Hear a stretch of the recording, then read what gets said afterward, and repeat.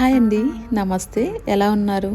ఈరోజు మన ఛానల్లో మంచి కేక్ని, అది కూడా మలాయ్ కేక్ని ఎలా చేసుకోవాలో చూపించబోతున్నాను.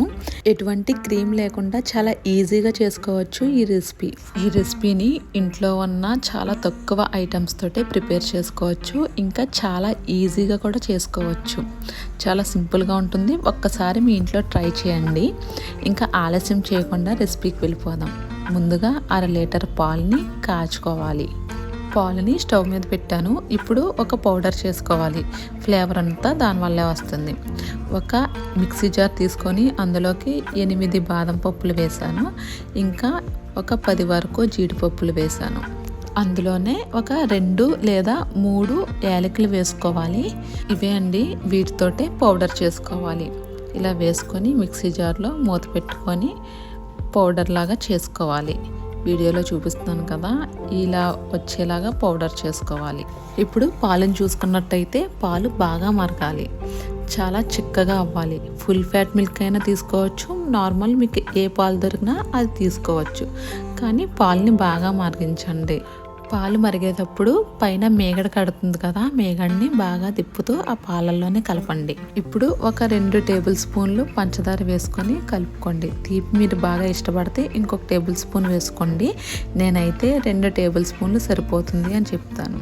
తర్వాత ముందుగానే మిక్సీ చేసి పెట్టుకున్న పౌడర్ ఉంది కదా, ఆ పౌడర్ని కూడా ఆ పాలల్లో వేసి బాగా కలుపుకోవాలి. అంతా బాగా కలిసేలాగా.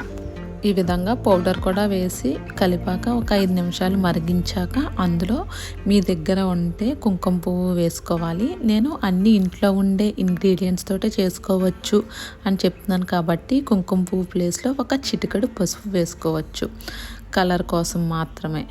నేను అందరి దగ్గర కుంకుమ పువ్వు ఉండదు కాబట్టి పసుపు వేసి చూపిస్తున్నాను. కుంకుమ పువ్వు అయితే వేయట్లేదు.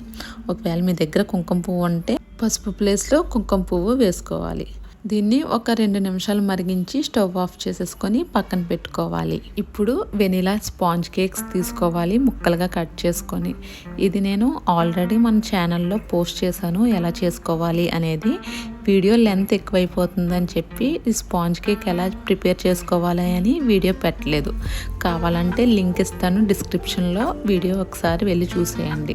చూసారు కదా, ఇంట్లో చేసుకున్న కేక్ ఎంత స్పాంజీగా వచ్చిందో. చాలా బాగా వస్తుంది ఇంట్లో చేసుకుంటే. ఒకవేళ మీకు దగ్గర అంత టైం లేనప్పుడు బయట బేకరీల్లో వెనిలా స్పాంజ్ కేక్ ప్లెయిన్ కావాలంటే ఇస్తారు, అదన్నా కొనుక్కొని తెచ్చుకోవచ్చు. లేకపోతే ఈ ప్లేస్లో బ్రెడ్ నన్నా యూస్ చేయొచ్చు. సైడ్స్ని బ్రౌన్ కట్ చేసేసుకొని బ్రెడ్ని యూస్ చేసుకోవచ్చు. ఈ విధంగా ఇక్కడ రబడీ తయారైపోయింది కదా. ఇప్పుడు దీన్ని స్టవ్ ఆఫ్ చేసేసుకొని బాగా చల్లారనివ్వాలి. ఇప్పుడు ఒక బాక్స్ కానీ లేదా ఏదైనా ఎయిర్ టైట్ కంటైనర్ మీ దగ్గర ఉన్నది తీసుకొని అందులో తయారు చేసుకున్న రబడీ కొంచెం అడుగున వేసుకొని పైనుండి మనం ముందుగానే కట్ చేసి పెట్టుకున్న కేక్ ముక్కల్ని అమర్చుకోవాలి. వీడియోలో చూపిస్తున్న విధంగా ఇలాగా కేక్ ముక్కలన్నీ పెట్టుకున్నాక పైనుండి మళ్ళీ మిగిలిన రబడీని కేక్ అంతా స్ప్రెడ్ అయ్యేలాగా, అంతా కవర్ అయ్యేలాగా వేసుకోవాలి. వేసుకున్న దాన్ని ఫ్రిడ్జ్లో ఒక గంట లేదా 2 గంటలు ఫ్రిడ్జ్లో పెట్టుకొని సర్వ్ చేసుకోవడమే. చాలా ఈజీగా ఉంది కదండి. చాలా తక్కువ ఇంగ్రీడియంట్సే కదా పట్టాయి. ఒక్కసారి ఈ విధంగా మీ ఇంట్లో ట్రై చేసి చూడండి. చాలా ఈజీగా కూడా ఉంది కదా. ఒక్కసారి ఈ విధంగా తయారు చేసుకొని ఇంట్లో వాళ్ళకి పెట్టి చూడండి. వాళ్ళకి చాలా నచ్చుతుంది. పిల్లలకు కూడా చాలా బాగా ఇష్టంగా తింటారు. ఈ విధంగా ఒకసారి ట్రై చేసి ఎలా వచ్చిందో అనేది కామెంట్స్లో చెప్పడం మర్చిపోకండి.